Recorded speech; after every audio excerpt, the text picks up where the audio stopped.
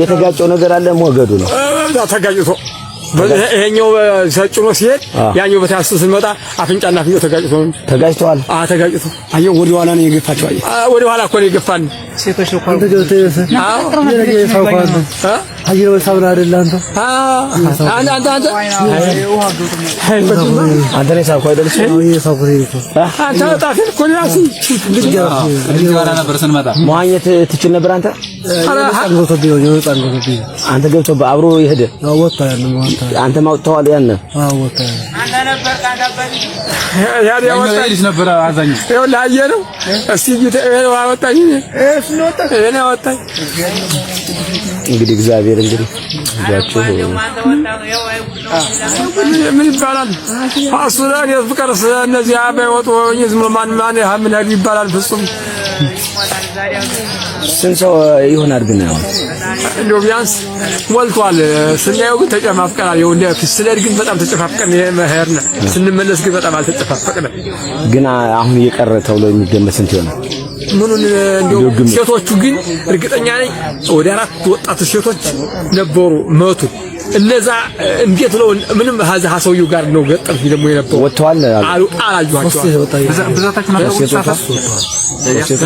ሰፈር ቢያንስ ሆናላችሁ ሰፈር እንደው ብዙ ነው ሰላም ውድ የግስላ ሚዲያ አድማጭ ተመልካቾቻችን እንደምን አደራችሁ እንደምን ዋላችሁ እያልን ፕሮግራማችን ጀምረናል አስቀድሞ ነገር ግን ሰብስክራይብ ላይክ እና ሼር ያደርጋችሁ ፕሮግራማችን ለሌሎች ተደራሽ ታረጉልን ዘንድ እጅግ በጣም በአክብሮት እንጠይቃለን የተለመደ ትብብራችሁን አድርጉልን ሼር አድርጉት እንላለን ያው እንግዲህ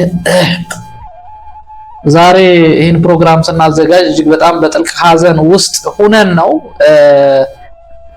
ያው የሰው ሞት አዲስ ባልሆነባት ሀገር ውስጥ ግን በተለያየ ምክንያት የሟቾቹ ቁጥር እጅግ በጣም እየበዛ ምስቅልቅል አይነት ህይወት ውስጥ የምንኖር ሰዎች ነን ኢትዮጵያ ውስጥ የሚወለደው ወይም የህዝቡ ቁጥር ከጊዜ ወደ ጊዜ በየአመቱ በጣም በብዙ ደረጃ እያደገ ግን ደግሞ የሟቾቹን ቁጥር በዛው ልክ እየቀነሰ ያለባት ሀገር ነች ኢትዮጵያ በአንድም በሌላም ማለት ነው የትናንትናው አደጋ ሲከሰት ግን ከብዙ አመታት በኋላ እንደዚህ አይነት ኢንሲደንሶች ብዙ ጊዜ ሃፕን ያረጉም ግን እንደዚህ ነገር ሲከሰቱ አስደንጋጭ ናቸው ሞት ሁሉ ጊዜ ማስደንጋጭ ነው ኦፍ ኮርስ በጣና ሐይቅ ውስጥ በአማራ ክልል መዲና ባህር ዳር ጣና ሐይቅ ውስጥ የተከሰተ የጀልባ መገልበጥ እንግዲህ ትናንትና የሰራነውን ሰበር ዜና ሰምታችሁታል አይታችሁታል ብለን እናስባለን ውድ አድማጭ ተመልካቾቻችን አሁን የሱን ፕሮግራም በደንብ ዲቨሎፕ አድርገን ምክንያቶቹ ምንድናቸው ቀጣይስ መሰራት ያለበት ጉዳይ ምንድነው የሚለው ላይ እንነጋገራለን እንዳልኳችሁ ሰብስክራይብ ላይክ እና ሼር ያደርጋችሁ ለሌሎች አጋሩልን መልካም እንግዲህ በ11 ግንቦት 11 2018 የተከሰተው አደጋ ለሁላችንም በጣም ዘግናኝ ኢቭን እስካሁንም ደግሞ የሟቾቹ ቁጥር በውል ያልተገለጸበት ግምታዊ አሃዞች እየወጡበት ያለው ግን ከ200 በላይ ሊሆን እንደሚችል ግን እንግዲህ ጀልባው ላይ የነበሩ ሰዎች ተሳፍረው ሲሄዱ የነበሩ ሰዎች ታይተዋል እዛ በላይ ሆኖ ጭኖ የሄደ ዞሮ ያንድም ሰው ቢሆን ሞት እጅግ በጣም አሳዛኝ ነው ስፔሻሊ ደግሞ በእንደዚህ አይነት ሞት ሲሞት ሰው እንግዲህ ወደ ነፍሱ የሚዞርበት ከራሱ ጋር ተነጋግሮ ከእግዚአብሔር ጋር ጸሎቱን አድርሶ ለሀገሩ ለቤተሰቡ ጸሎት አድርሶ ወደሚመጣበት ቦታ ነው ሲሄድ ይሄ አደጋ የደረሰው ውድ አድማጭ ተመልካቾቻችን እንደው አስቀድሞ ነገር ለሟቾች ነፍስ ይማር ለወዳጅ ለዘመድ ደግሞ መጽናናቱን እየተመኘነ ነው ይሄን ፕሮግራም የምንሰራላችሁ ነገር ግን አሁን በተለይ የተስተዋለ ያለው ነገር እኔም አንዴም ሁለቴም ሄጄ ስላየሁት በዚህ በጣና ገዳማት ያለው የጀልባ እንቅስቃሴ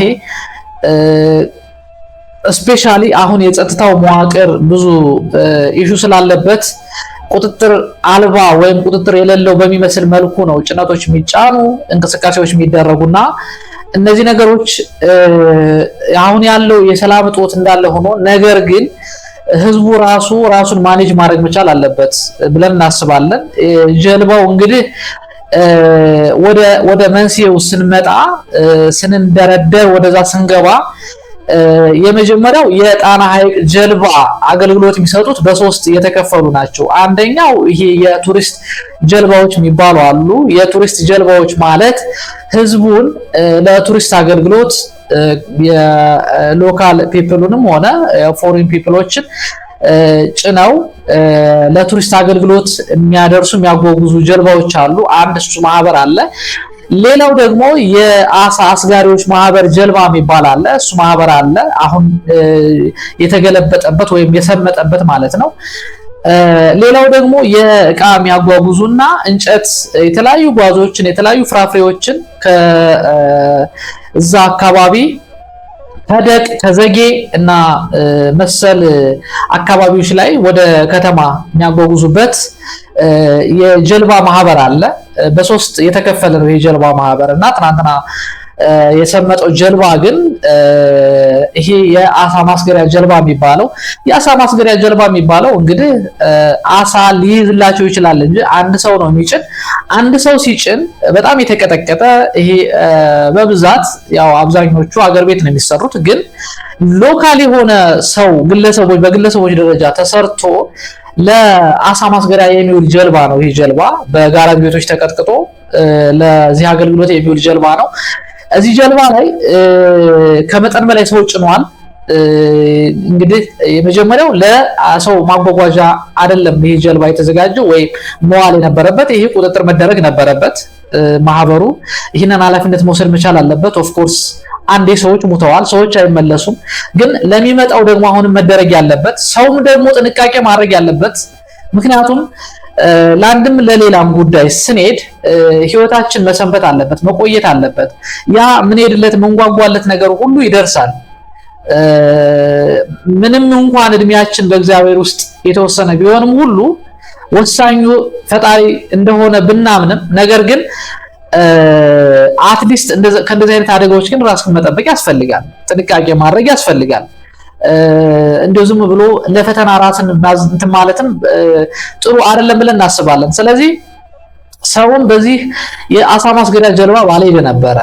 ይሄ አሳ ማስገሪያ ጀልባ እንደነገርኳችሁ እዚህ ሎካል የሆነ ጋራጅ ቤቶች ጋር ተቀጥቅጦ ለዚህ አገልግሎት የሚውል ነው እና የሄዱበት መስመር ደግሞ አሁንም ውድ አድማጭ ተመልካቾቻችን ማወቅ ያለባችሁ ጉዳይ ብዙ ጊዜ በጣም ኦቨር ጭነውም ሲሄዱ አይሰምጥም። ነገር ግን እንግዲህ ተገጫጭተዋል ምናምን የሚባሉ ወሬዎች አሉ። ነገር ግን ባይገጫጩም እንኳን የዛሬ 12 ዓመት ይህ ጉዳይ ሀፕን አድርጓል። በተመሳሳይ ሰዎችን በልቷል። እንደገናም ደግሞ ከ5 ዓመት በፊት አሁንም ሌላ 12 ሰዎችን ከደቅ ወደዚህ ይዞ ሲመጣ 5 ዓመት እንኳን አይሆነውም ሰዎቹ ሰምጠው ቀርተዋል። ጀልባዋ ተገልብጣለች። ያም የሆነው በተመሳሳይ መንገድ ነው። ያ ማለት ምን ማለት ነው? በእንደዚህ በጀልባ ሲጓዙ ሰዎች ሞገድ በማይነሳበት ወቅት መሆን መቻል አለበት። እንደገና ደግሞ በዚህ ባሳ ማስገሪያ ጀልባ ደግሞ መሄድ የለባቸው። ባሳ ማስገሪያ ጀልባ እንኳን ቢሄዱ ሞገድ በማይነሳበት ወቅት እንደገና ደግሞ በቅርብ ርቀት ያሉ ቦታዎች ላይ ቢሄዱ መልካም ነው። ቢኮዝ ይሄ የሄዱበት መስመር የፎገራ የደልጊ የሚባለው መስመር ያ መስመር አጠቃላይ ጣና በጣም በሰፊው ያለ ሰፊ ሽፋን የሚሸፍን ነው። አካባቢው ላይ የሌላ ተራራ ወይም ደግሞ ሌላ ጠባብ የሚያደርገው ነገር አለና ሞገዱ በጣም በሰፊው ተወርሮ የሚመጣበት ነው። ምክንያቱም ሰፊ የሆነ የጣና ሽፋን ካለ ሞገድ በጣም ተወርሮ ይመጣል። ሞገዱ ተወርሮ ሲመጣ ውሃዎቹ ወደ ጀልባው እየተንጠባጠቡ ይገባሉ። በገቡ ቁጥር አንድ ጀሪካ ውሃ የተወሰነ ጥብጣቢ ውሃ ውስጥ ወደ ጀልባው ውስጥ ከገባ እሱ እያዘቀጣቸው ይሄዳል እና ሰዎቹን ያሰምጣቸዋል። በአንድም በሌላም እንደዚህ አይነት ነገሮች ሀፕን አድርገው የዛሬ 5 ዓመት ከደቅ ወደ ባህር ዳር ሲመጡ የሰመጡ ጀልባዎች በዚህ ምክንያት ነው። ስለዚህ ይህን ጥንቃቄ ማድረግ መቻል አለባቸው። ሰው ሰዓት መምረጥ መቻል አለበት። የሚሄድበትንም ጀልባ ደግሞ መምረጥ መቻል አለበት። ለቀጣይም ደግሞ ይህ ጥንቃቄ መደረግ አለበት። እንደ መንግስትም ደግሞ የሚያስተዳድረው ወይም ግብር ከሚቀበለው ከእንደዚህ አይነት ማህበር ቁጥጥር ማድረግ መቻል አለበት።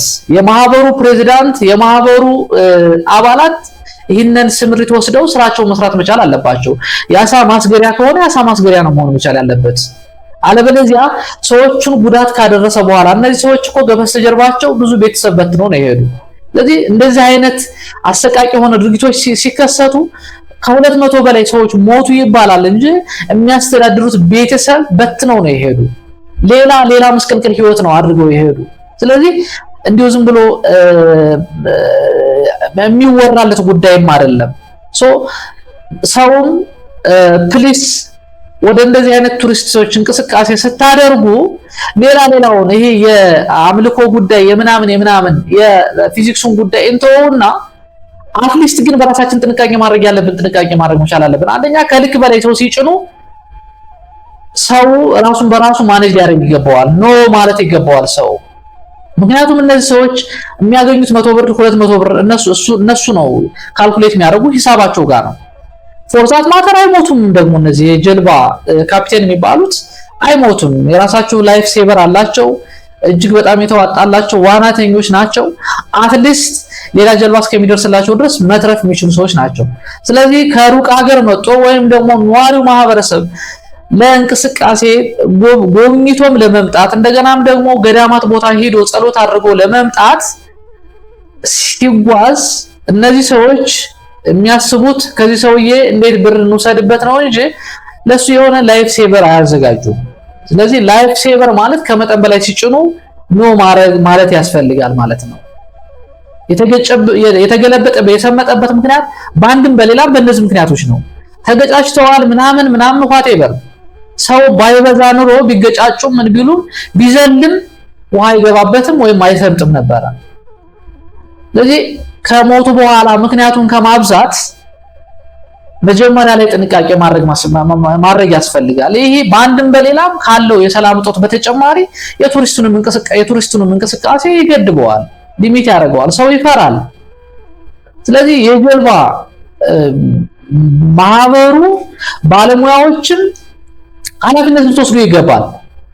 እስከመቼ የሰው ህይወት እየበላችሁ ትኖራላችሁ እንዴ? እስከመቼ ነው የሰው ቤተሰብ እየበተናችሁ የምትኖሩት? ይሄ እኮ አሁን በመኪና አደጋ ስንጮህበት የነበረውን እንደገና ደግሞ አሁንም ደግሞ በጀልባ አመጣችሁ። በጣም የመገልበጥ ወይም የመስመጥ አደጋው በጣም ዝቅተኛ በሆነበት እንትን ውስጥ ገብታችሁ እንደዚህ አይነት አደጋ መፍጠር በጣም ወንጀል ነው። በወንጀል ልትጠየቁ ይገባል ለማለት ነው። ማህበረሰቡ ጥንቃቄ አድርጉ።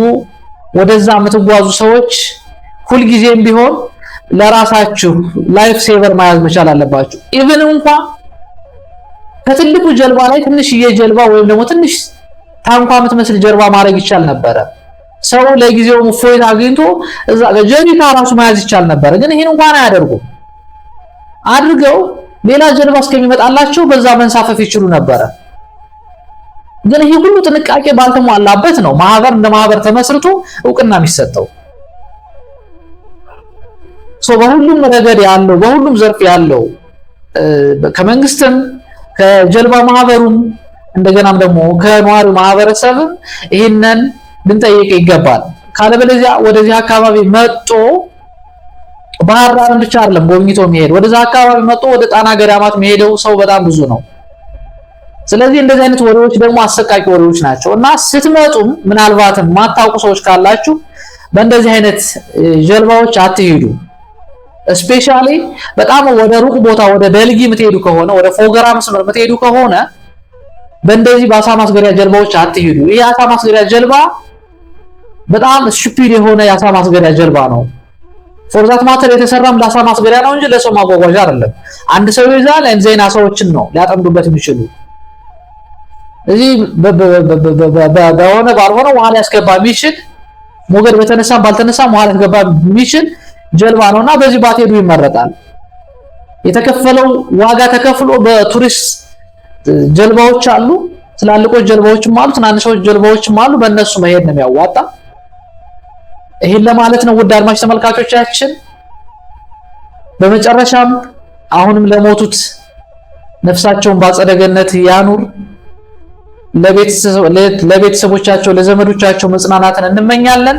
ውድ አድማጭ ተመልካቾቻችን ጥንቃቄ አይለየን። ባይ ባይ።